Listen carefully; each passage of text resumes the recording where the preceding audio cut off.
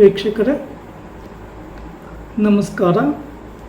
ನಾನು ನಿಮ್ಮ ನಾಗರಾಜ್ ಚೋಳೂರು, ಪ್ರಖ್ಯಾತ ಜ್ಯೋತಿಷಿ, ವಾಸ್ತು ಹಾಗೂ ಸಂಖ್ಯಾಶಾಸ್ತ್ರಜ್ಞರು ಮಾತನಾಡ್ತಾ ಇರ್ತಕ್ಕಂಥದ್ದು. ವೀಕ್ಷಕರೇ, ಇವತ್ತಿನ ಸಂಚಿಕೆಯಲ್ಲಿ ಮೀನ ರಾಶಿಯವರ ಜೂನ್ ತಿಂಗಳ ಗೋಚಾರ ಫಲಾಫಲಗಳು ಮತ್ತು ಪರಿಹಾರಗಳ ಬಗ್ಗೆ ತಿಳಿಸ್ಕೊಡ್ತಾ ಇದ್ದೇನೆ. ಮೀನ ರಾಶಿಯವರಿಗೆ ಸಾಡೆ ಸಾತಿ ಶನಿ ಭಗವಾನರ ಪ್ರಭಾವ ತುಂಬ ಪ್ರಬಲವಾಗಿದೆ.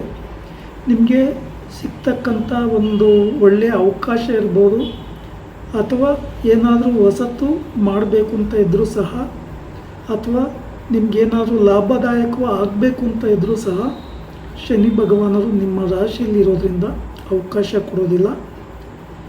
7.5 ಶನಿಯ ಪ್ರಭಾವ ನಿಮ್ಮ ರಾಶಿಯಲ್ಲಿ, ಜನ್ಮ ರಾಶಿಯಲ್ಲಿ ಸ್ಥಿತರಾಗಿದ್ದಾರೆ. ಈ ಕಾರಣದಿಂದ ತಪ್ಪದೆ ನೀವು ಶನಿ ಭಗವಾನರಿಗೆ ಪರಿಹಾರ ಮಾಡ್ಕೋಬೇಕಾಗುತ್ತೆ. ಏನೆಲ್ಲ ಮಾಡ್ಕೋಬೋದು ಶನಿ ಭಗವಾನರಿಗೆ ಪರಿಹಾರ ಅಂತ ನೋಡೋದಾದರೆ, ಶನಿವಾರಗಳಂದು ಕಪ್ಪು ನೀಲಿ ಬಣ್ಣದ ವಸ್ತ್ರಗಳ ಧಾರಣೆ ಉತ್ತಮ ಅಲ್ಲ. ಹೊಸ ವ್ಯಾಪಾರ ವ್ಯವಹಾರಗಳಿಗೆ ಶುಭಪ್ರದವಾಗಿ ಇರೋದಿಲ್ಲ. ಕಟ್ಟಿಂಗ್ ಮಾಡಿಸ್ಬೇಡಿ, ಶೇವಿಂಗ್ ಮಾಡಿಸ್ಬೇಡಿ, ನಾನ್ ವೆಜ್ ತಿನ್ನೋಂಗಿಲ್ಲ, ಡ್ರಿಂಕ್ ಮಾಡೋಂಗಿಲ್ಲ. ಶನಿವಾರ ಸಂಜೆ ಪ್ರಯಾಣ ಹೋಗ್ತಕ್ಕಂಥ ಸಂದರ್ಭಗಳಲ್ಲಿ ಹೆಚ್ಚಿನ ಜಾಗರೂಕತೆಯನ್ನು ವಹಿಸಿ. ಶನಿ ಭಗವಾನರಿಗೆ ಬನ್ನಿ ಪತ್ರೆ, ಬಿಲ್ವ ಪತ್ರೆ, ಪೂಜಾ ಸಾಮಗ್ರಿಗಳೊಂದಿಗೆ ದೇವಸ್ಥಾನಕ್ಕೆ ಹೋಗಿ 8 ಸುತ್ತು ಪ್ರದಕ್ಷಿಣೆ ಹಾಕಿ. ಈ 8 ಸುತ್ತು ಪ್ರದಕ್ಷಿಣೆ ಹಾಕೋ ಸಂದರ್ಭದಲ್ಲಿ ಓಂ ಶಂ ಶನೇಶ್ವರಾಯ ನಮಃ ಶನಿದೇವರ ಮೂಲ ಮಂತ್ರವನ್ನು ಜಪಿಸಿ.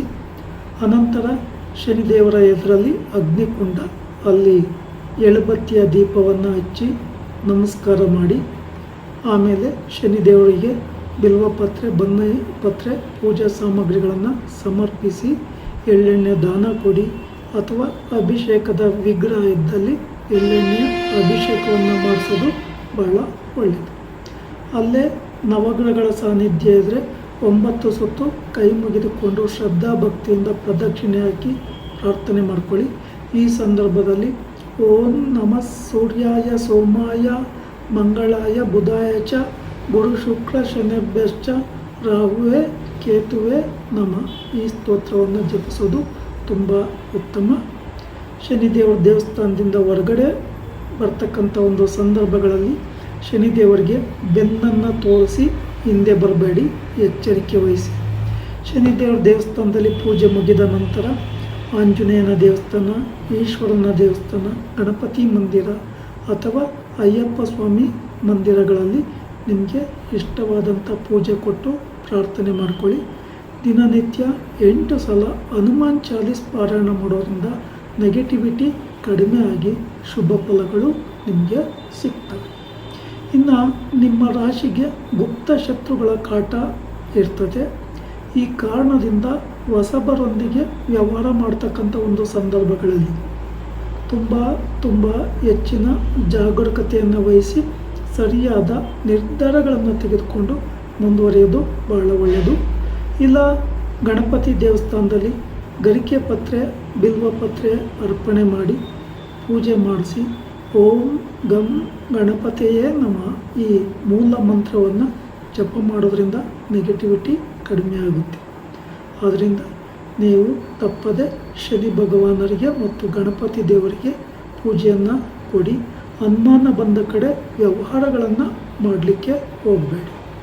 ಇನ್ನು ನಿಮ್ಮ ರಾಶಿಗೆ ಗುರುಬಲ ಪ್ರಾರಂಭ ಆಗಿದೆ.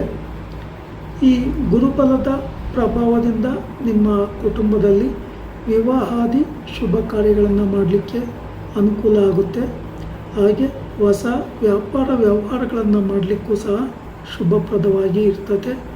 ನೀವೇನಾದರೂ ಕ್ರಯ ವಿಕ್ರಯ ಮಾಡೋದಿದ್ರೆ, ಅಥವಾ ಕೋರ್ಟ್ ಕೇಸ್ ಇದ್ದರೆ, ಪೊಲೀಸ್ ಕೇಸ್ ಇದ್ದರೆ, ಅಥವಾ ಇನ್ನಿತರ ಸಮಸ್ಯೆಗಳಿಗೆ ಸಂಬಂಧಿಸಿದ ಪರಿಹಾರಗಳನ್ನು ಮಾಡ್ಕೊಂಬೋದ್ರಿಂದ ಈ ಎಲ್ಲ ಅನುಕೂಲಗಳು ನಿಮಗೆ ಅವಕಾಶಗಳು ಒದಗಿ ಬರ್ತವೆ. ಆದರೆ ಕೆಲವೊಂದು ಸಂದರ್ಭಗಳಲ್ಲಿ ಏನಾಗುತ್ತೆ ಅಂದರೆ, ಆಲಸ್ಯದಿಂದ ಅಥವಾ ಬೇಜವಾಬ್ದಾರಿಯಿಂದ ನಾಳೆ ನೋಡುವ ಅಥವಾ ಇನ್ನೊಂದು ದಿವಸ ಹೋಗುವ ಅಂತ ನೆಗ್ಲೆಕ್ಟ್ ಮಾಡಿಕೊಂಡು ಸಿಕ್ಕಿದಂಥ ಅವಕಾಶವನ್ನು ಕಳೆದುಕೊಂಡು ಪಾಶ್ಚಾತ್ತಾಪ ಪಡಬೇಡಿ. ಯಾಕೆಂತಂದರೆ ಶನಿ ಭಗವಾನರ ಪ್ರಭಾವ ಬಲವಾಗಿ ಇದ್ದಾಗ ನಮಗೆ ಏನು ಮಾಡಲಿಕ್ಕೂ ಮನಸ್ಸು ಬರೋದಿಲ್ಲ. ಆ ರೀತಿ ನೆಗೆಟಿವಿಟಿ ಕ್ರಿಯೇಟ್ ಆಗುತ್ತೆ. ಹಾಗೆ ನೀವು ಮಾಡ್ತಾ ಇರ್ತಕ್ಕಂಥ ವ್ಯವಹಾರಗಳಲ್ಲಿ, ಉದ್ಯೋಗಗಳಲ್ಲಿ ಗುರುಬಲ ಇರೋದರಿಂದ ತುಂಬ ಅನುಕೂಲಗಳು ಕೂಡಿ ಬರ್ತವೆ. ವಿದೇಶ ಯೋಗ, ದೂರ ದೇಶಕ್ಕೆ ಹೋಗ್ತಕ್ಕಂಥ ಅವಕಾಶಗಳು, ಅದರಿಂದ ಹಣ ಸಂಪಾದನೆ ಮಾಡ್ತಕ್ಕಂಥ ಅವಕಾಶಗಳು ತುಂಬ ಪ್ರಬಲವಾಗಿ ಇರೋದರಿಂದ ಈ ಅವಕಾಶವನ್ನು ಪರಿಪೂರ್ಣವಾಗಿ ಸದ್ಬಳಕೆ ಮಾಡಿಕೊಳ್ಳಿ. ತಪ್ಪದೆ ಮತ್ತೊಮ್ಮೆ ಶನಿ ಭಗವಾನರಿಗೆ, ಗಣಪತಿ ದೇವರಿಗೆ ಪರಿಹಾರ ಮಾಡಿಕೊಂಡು, ವಿಷ್ಣು ದೇವರಲ್ಲಿ ಪ್ರಾರ್ಥನೆ ಮಾಡಿಕೊಂಡು ನಿಮ್ಮ ವ್ಯಾಪಾರ ವ್ಯವಹಾರಗಳಲ್ಲಿ ಮುಂದುವರಿತಕ್ಕಂಥದ್ದು ಬಹಳ ಒಳ್ಳೆಯದು.